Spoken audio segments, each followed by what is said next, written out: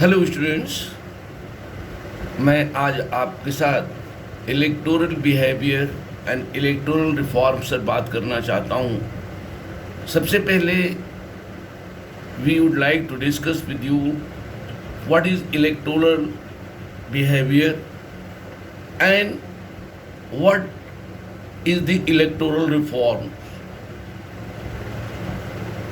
मतदान व्यवहार क्या है और मतदान में सुधार की जो बात कही गई है उसके बारे में हम समझने की कोशिश करेंगे।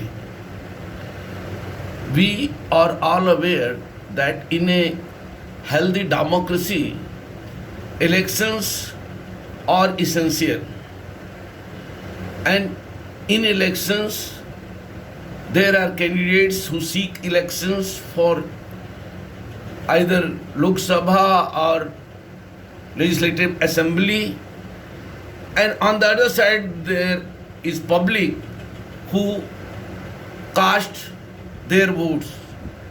So what is electoral behavior? Electoral behavior is the voting behavior. निर्वाचन व्यवहार का अर्थ है चुनाव व्यवहार, and it means an understanding of votes behavior, how votes are given by public, by people. So voting behavior means how and why decisions are made by public, by the electorate in an elections. It also means to make inferences and predictions about behavior concerning the voting decision. चुनाव में मत देने का निर्णय कैसे होता है, क्या फैक्टर्स होते हैं और ये फैक्टर कितनी सीमा तक चुनाव प्रक्रिया को प्रभावित करते हैं, ये इलेक्टोरल बिहेवियर कहलाता है, चुनाव व्यवहार या मतदान व्यवहार कहलाता है। So there are factors such as gender, race, culture, region, religion, which all must be considered while discussing the electoral behavior of a particular country. Furthermore, a mere theoretical approach such as viewing wealth and reason in which a voter lives, which will impact upon their electoral choices. Moreover, there are also key public influences which includes role of emotions, political socializations, tolerance, or political views, and role of media. इन सारे factors का हमारे मतदान के व्यवहार पर फर्क पड़ता है, प्रभाव पड़ता है. The effect of these influences on voting behavior is best understood through themes on the formation of attitudes, beliefs, schema, knowledge, structure, and practice of information processing. In a democracy, for example, surveys from different countries shows that people are generally happier where they have been granted right to vote. जिन देशों में लोगों को अपने स्वतंत्र रूप से चुनाव में मत देने का अधिकार है, यह माना जाता है कि दे आर हैप्पी पीपुल, वह खुशहाल लोग हैं, खुश लोग हैं।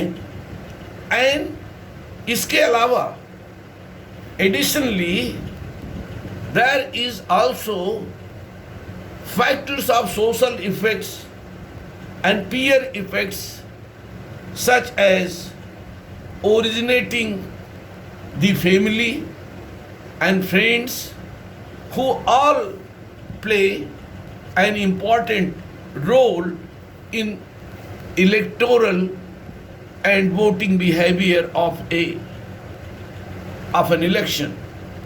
An important question is how to disentangle the social contagion by peers from external influences. The degree to which voting decision is affected by internal process and external influences, it also alters the quality of making truly democratic decisions. So, in electoral behavior, we viewed class, gender, religion, और भारत में तो cast भी important factor है मतदान व्यवहार में, religious slogans, these are all factors which must be considered while discussing the electoral behavior or voting behavior. Now I will discuss the second point. Second point is the electoral reforms. Chunav Sudhar. We all know that in a living democracy, it is essential that good people should be elected to administer the country. एक जीवित लोकतंत्र के लिए आवश्यक है कि सुशासन के लिए सबसे अच्छे नागरिकों को जनप्रतिनिधि के रूप में चुना जाए। इससे हमारे जीवन में, पब्लिक लाइफ में नैतिक मूल्यों को बढ़ावा मिलता है। साथ ही साथ ऐसी प्रतिनिधियों की संख्या में वृद्धि होती है जो सदैव सकारात्मक मुद्दों पर चुनाव जीतने की कोशिश करते हैं। वस्तुतः एक लोकतंत्र में मतदाता को चुनने का या अस्वीकार करने का अवसर दिया जाना चाहिए। इससे राजनीतिक दल चुनाव में सदैव अच्छे उम्मीदवारों को लेकर आने पर मजबूर होंगे।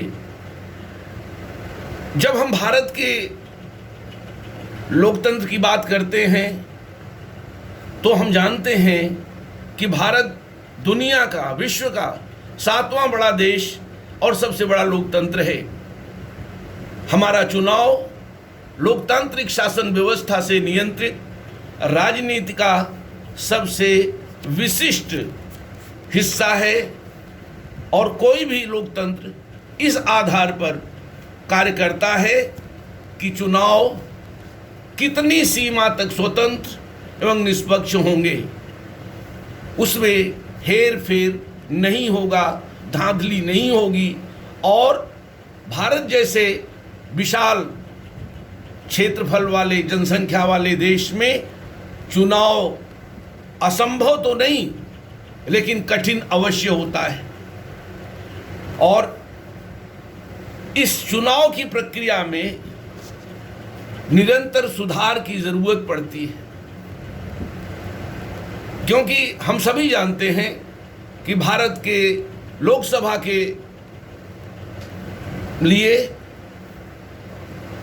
543 सीटें निर्धारित हैं और उस 543 सीटों पर पूरे देश की मतदाता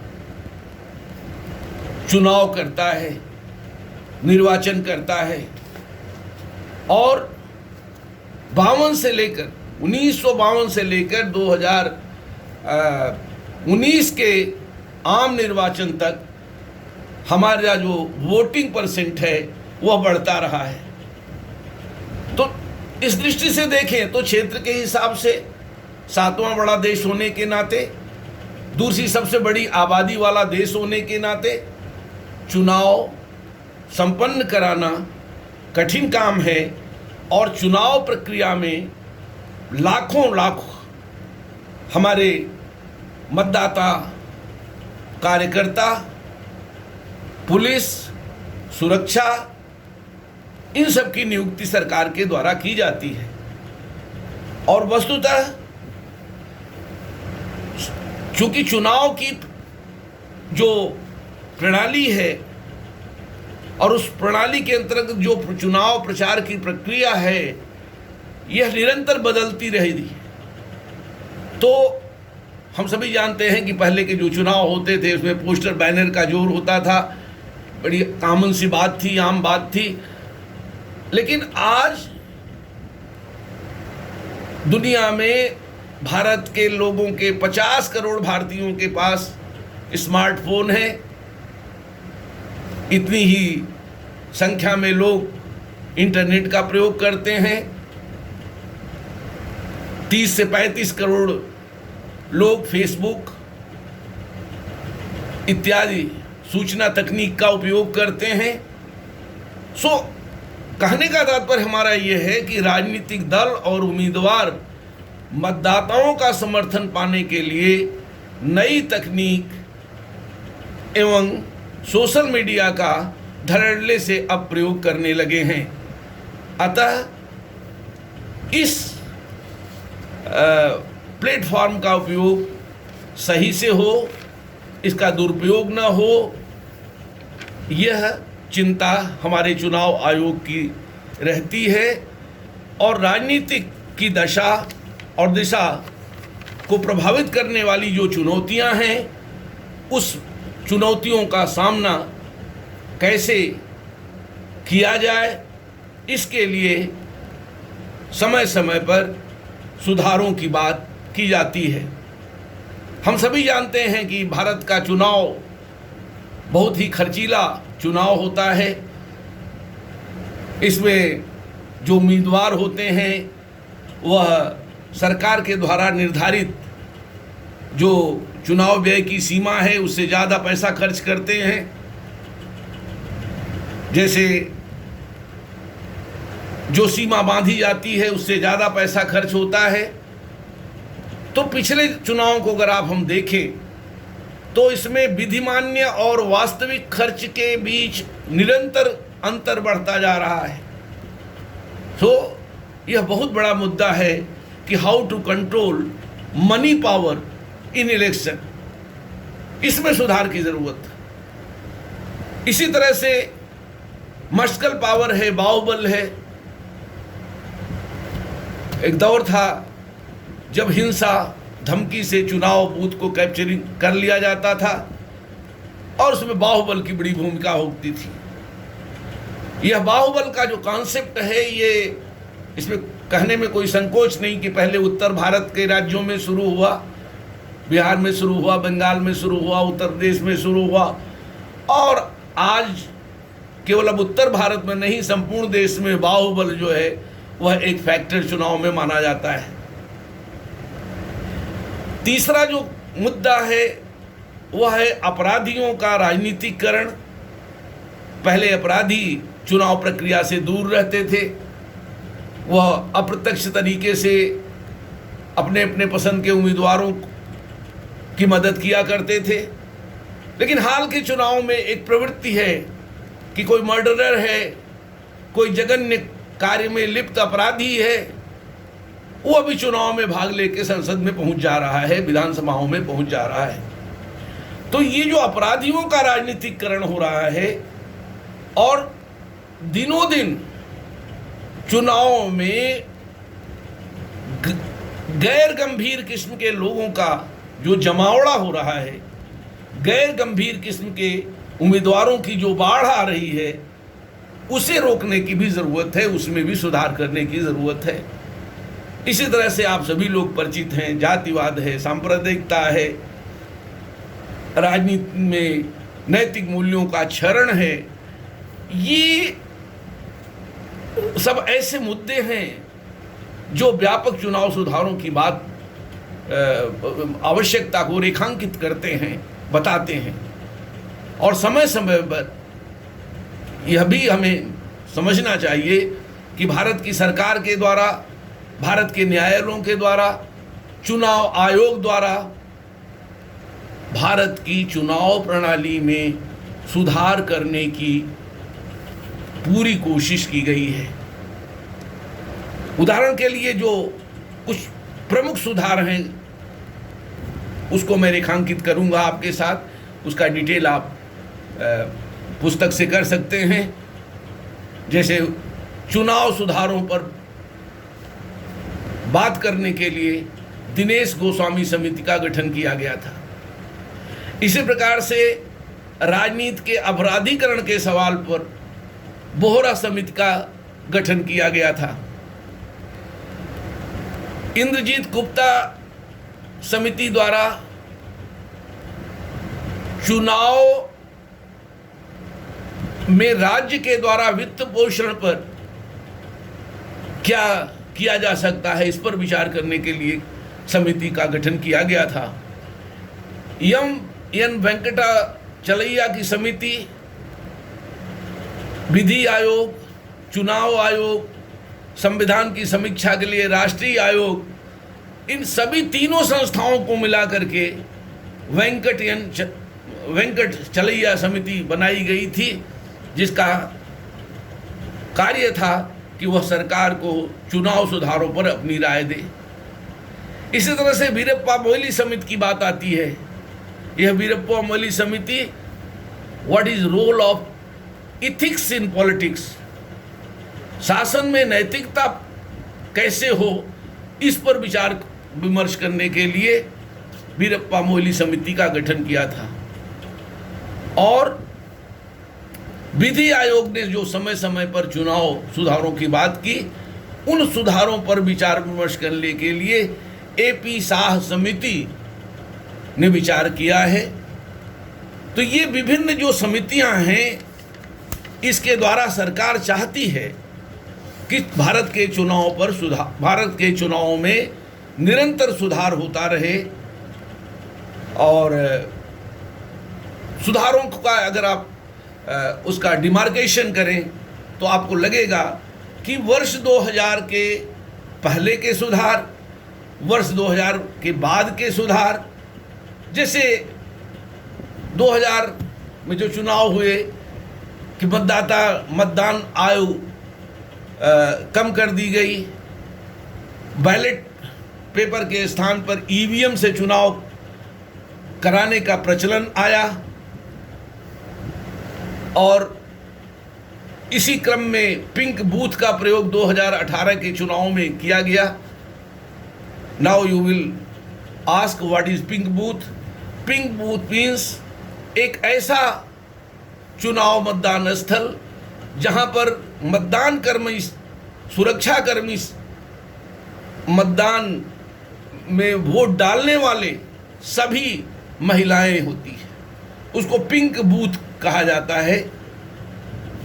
इसी तरह से वर्ष 2000 बाद के जो चुनाव हुए, उन सुधारों पर भी आपको समझना चाहिए। जैसे उदाहरण के लिए 2000 के बाद के जो चुनाव सुधार हैं, प्रमुख सुधार, उसमें एग्जिट पोल पर प्रतिबंध लगाना, चुनाव खर्च की सीमा बांधना, पोस्टल बैलेट के माध्यम से मतदान जागरूकता एवं प्रचार करना। उदाहरण के लिए हम सभी जानते हैं कि 25 जनवरी को प्रतिवर्ष मतदाता दिवस मनाया जाता है। और इसमें यह भी